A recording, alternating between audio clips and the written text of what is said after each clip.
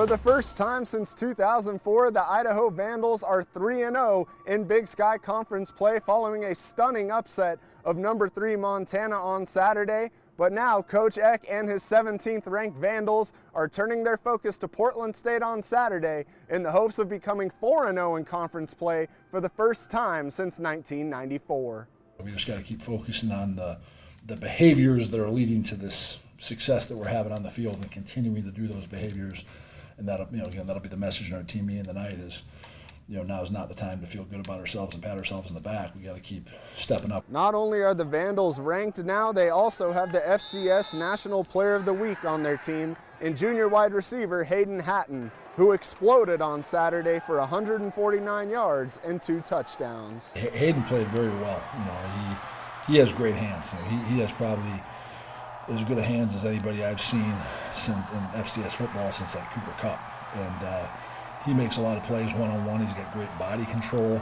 He's not a 4.3 40 guy, but he's kind of always open because even if they have decent coverage on him, he can go up and get the ball. The Vandals will return to the Kibbe Dome Saturday for the first time as a ranked team since the spring of 2021. Coach Eck is looking forward to a rowdy atmosphere. It's fun for fans when they really can make an impact in the game and they come with that mindset like, hey, I'm going to be an active participant. I'm just not a viewer. I'm going to participate in this game and make a difference. And I'm hoping our fans can do that this week and make this a really tough place to play. Idaho and Portland State are set to kick it off at noon here at the Kibbe Dome on Saturday. We will have full highlights and post-game reaction for you on KREM 2 News. For now, reporting in Moscow, Andrew Quinn, KREM 2 Sports. I'm sure Coach Barney will have them ready to go and coming out to play well. But, very happy for the guys. That was a very good team win, but we got to get back to work celebrating that one's done. And now we got to keep worrying about things that we can improve on and get better as a team as we get ready for another home game here, which is exciting to be back in the Dome and hoping for a really good crowd. So please, everyone, come out and get your tickets. We're going to announce a little special promotion later today for tickets, so want to see you guys there. Pete, you're up first. Where's that Stein? I've seen pictures on Facebook of that thing all over town. It's upstairs, man. It's upstairs in our staff room right now. We're going to bring it to the radio show Wednesday night at the Fairfield Inn, so if people want to come and get some pictures with it, we'll have it accessible. So. Can you drink out of that thing? You know what? We looked into it. I don't know if it's I don't know if it's how sanitary that is to drink out of it. It's bigger than I imagined it. I'd only seen it in pictures, but it was certainly good to hold that thing around their stadium a little bit. Getting on to Portland State, they don't have a great record, but they never look like they're an understaffed team. They always look like a real football team. What are you looking at? Well, they got a really athletic quarterback, Dante. I'm not sure I pronounced Dante's last name, number 15, but he's really athletic. So we got to do a good job with him. He's caused some problems. Their defense is really a descendant of the Arizona Desert Swarm defenses back in the day that were very good. So that, it's another unique defense, kind of like Montana, that challenges you with just being targeted right in the O-line and handling movement and twists, and that's something we didn't do very well last week. We got to run the ball better than we did last week. So I think Coach Barnum's a good coach. Coached against him when I was at Montana State, and I know he'll have the guys ready to go. And we got a different type of game. We're probably the favorite in this game. We were the underdog last week, and I'm sure they're going to come in just like we did last week as a road underdog and give us a great effort.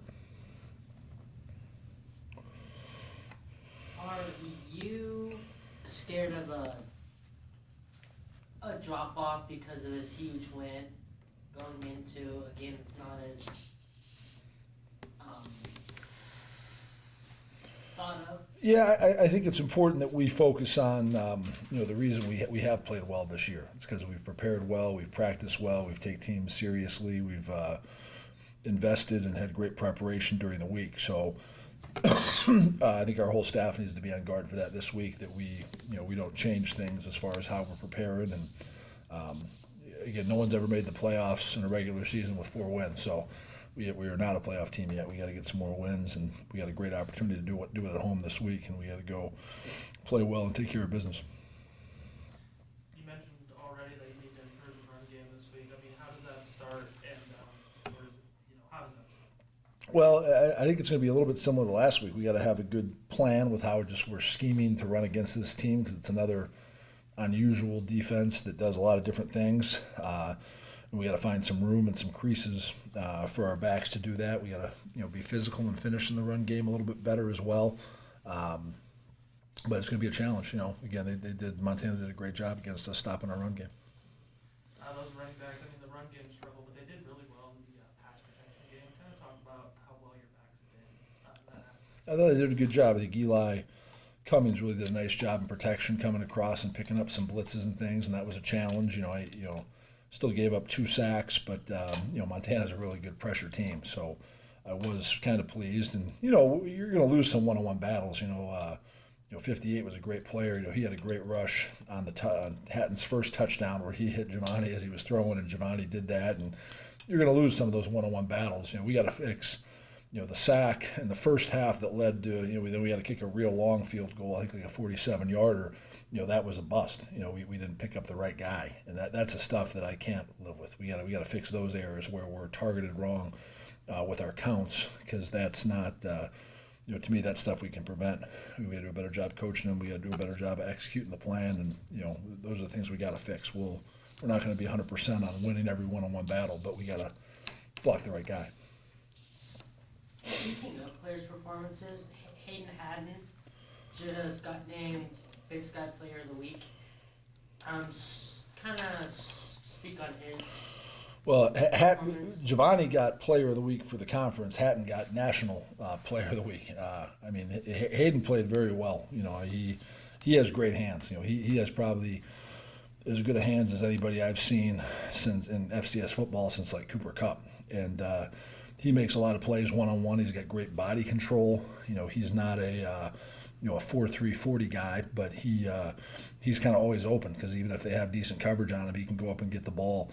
And he made some huge plays in the game. And maybe the most underrated one was the hands team at the end. He recovers the ball, and I thought their kicker really gave him a nice kick there that gave him a chance on that onside kick. And you don't want to get in that situation where they have the ball and a chance to go win the game or tie the game. So that was a great play. So really happy he's playing at a consistently high level. JJ's playing at a consistently high level, and I think both those guys are elite FCS players, and I think our quarterback's playing at a real high level right now too. So that makes us tough to defend. We're very, very efficient in the passing game right now. Coach, you mentioned last week the need to stop Montana's run on Saturday. You guys were able to do that. How were you able to do that, and what kind of schemes did you run that made it difficult for them to run the ball against you guys? I think we did a good job. We squeezed the front a lot, where we kind of pinched D linemen in there to try to eliminate the A's and B gaps, and our backers did a good job of fitting the run. I thought our safeties came down and tackled really well. Tommy McCormick played really, really well coming down from safety and, making tackles that were, less than 4-yard gains, so that we could get them behind the chains and get them into third down situations where they had to, throw the ball a lot. And that's, that was kind of our game plan going in. We wanted to make their quarterback, have to beat us with his arm in the pocket. He was a really good scrambler. But that was huge. I was concerned going into that game, and I think that impressed me because I thought Montana had a good O-line and good backs, and we really did a good job of stopping their run game, making them more one-dimensional, and then once they were, one-dimensional and dropping back a lot, we were able to get some interceptions in the second half that really, set up field position and, set up our last touchdown. And then without Therese, without Jordan Dwyer, who was huge for you guys earlier in the season, just talk about how Hayden and Jermaine have kind of been that steadying force on your offense, and just how key have they been the last few weeks? They've played great. I mean, they're playing like all conference players, and I think the one thing that we've tried to talk about with our team is just guys step up. We're a team. It's not a group of individuals. It's a team, and when opportunity arises, those guys have stepped up. I think Michael Graves hasn't gotten as many catches as the other guys, but I think he's doing a nice job as well. Kind of as the third receiver right now, and they're great weapons. And Giovanni's playing at a really high level, and we're protecting. We definitely have improved in protection. Like you look back to the Washington State game where we really struggled in protection, and Giovanni does a great job too of extending plays. He does a good job of getting out of the pocket and scrambling and making stuff happen with his feet, but still looking to throw. You talked about it a little earlier about about Giovanni being able to stand up in the pocket and get hit and still make those throws. Where does that composure come from, and how early did you see that from him when you got here? Well, I think we saw pretty early that he was a real composed, young man. He's very emotionally stable. He's not his highs aren't too high and his lows aren't too lows, and which is a really good thing for a quarterback. He's composed and he's, I don't think he gets rattled. And I think playing in those, those early games, I still don't love having two of them. Playing Indiana and Washington State, but I think that prepared us both with the noise. I was very proud of our O-line to have no false starts in that game, and that's a tough thing to do. And that hurt us a lot in the Washington State and Indiana game, and Northern Arizona. All three of those games on the road we struggled with. So it was our first road game where we had no false starts. That's 2 weeks in a row. We haven't had any pre-snap penalties on offense, and that's I think that impressed me in the game and was a key. I think we did a much better job with penalties, and again, really it was the pre-snap penalties on offense we eliminated, and then our defense did a good job in not having any late hits. We even got one on their sideline where they had a late hit on us and gave us some field position before Hayden's second touchdown. So I think we showed a little bit more discipline than they did, and that's really important when you're playing good teams, as well as the turnover margin, which we were able to win again. Which Your seniors have won the occasional good game, and the guys they played with when they were younger have won the occasional good game. But Idaho's not run a really big game since the last bowl game. How much fun was it to go over there? Well, it was really fun, and I love that part of it, of playing on the road in rivalry games. Again, like North Dakota State was probably my favorite team to play when I was at South Dakota State, and I think Montana might be my favorite team to play here now, just because it's such a challenge. And you dream of when you're a little kid, when you're a player, you don't dream in front of playing in front of 2,000 people, at Northern Colorado or something. You dream of playing in front of a packed house, and it's us against the world mentality. And I think those are really fun games where you're going out there with your 64 players and your 10 assistant coaches, and it's us against the world. So I mean, it was a lot of fun, and I think the nature of it is now, we made that a big game because we were both 2-0 in conference, and now games keep getting bigger. I mean, this wouldn't be a very big game against Portland State if both teams had losing records right now. So we've made this a big game now in the race. So credit to our seniors, because again, I really felt coming in here that we were going to be able to turn this program around. But I had a 5-year contract, but Favai and DeGraw and Logan Floyd, Connor Whitney, Roshan Johnson, they haven't got 5 years. They only have 1 year. So very happy that we could get a big win like that for them. That'll be a good legacy for their senior class, and we got a lot more to accomplish this year. And again, starts this week against Portland State. Coach, you've been around the FCS for a long time. I know you're probably not too interested in the rankings right now, but why such the difference between the stats perform and the coaches poll this week? To be honest, I would guess probably the media people probably put a little bit more time and research into it. I'm a voter in the coaches poll, and I try to get that done in about 25 minutes, and and I'm not watching every game. I'm just kind of looking at scores and seeing where I put teams last week, and if they if somebody lost, drop them. If they won, move them up. So but again, I think they're good because it's interest. I think it's exciting for our fans to be ranked for the first time since 21 spring. We were ranked in 21 Springs. So it's not that long since we were ranked. But it's fun for the fans and stuff to talk about. But again, I don't think that matters a lot for the playoffs and things like that. And that's really our goal is never to be ranked. Our goal is to be a playoff team. And nice to credit to our players, and I think they deserve some attention, like Hayden getting the National Player of the Week and Giovanni getting Conference Player of the Week, and our defense playing so outstanding. It's good to see them recognized, but again, we just want to keep getting victories in the field. That's what it's all about. And then Paul, again, another big game this weekend. A guy who came in from Notre Dame. Idaho and Notre Dame aren't exactly on the same playing field. So just what has he meant to this program, and having him here, what does that say about your program right now? I mean, he's doing a great job, and again, I think just a great example of I think a positive story in the transfer portal. And he had battled some injuries there, and I'm really happy he's been staying healthy and playing at a high level. And had such an impact in the game. Whether it was he had a big TFL on one of their jet sweeps that early in the game, that was one of their better plays, and then they tried to run it again, and he tackles it for a big loss. He did a good job spying the quarterback. He had a sack, where we were able to get some pressure with 3 guys. He stepped up, and then Paul did a great job of closing the gap and getting a sack, and then that big interception. So Paul's really playing at a high level. So happy for him just on a personal level, coming back from injuries that kind of derailed his last couple of years at Notre Dame. But I think a great success story of someone now who's, he's getting more opportunities than he got there because of the injuries, and he's taken advantage of. He's playing at a really high level for us. Did you get anybody hurt in this game? No one major. A few guys nicked. I think we have a few guys who, might be questionable or something. But I think everybody, when you're winning, I think guys heal a lot faster.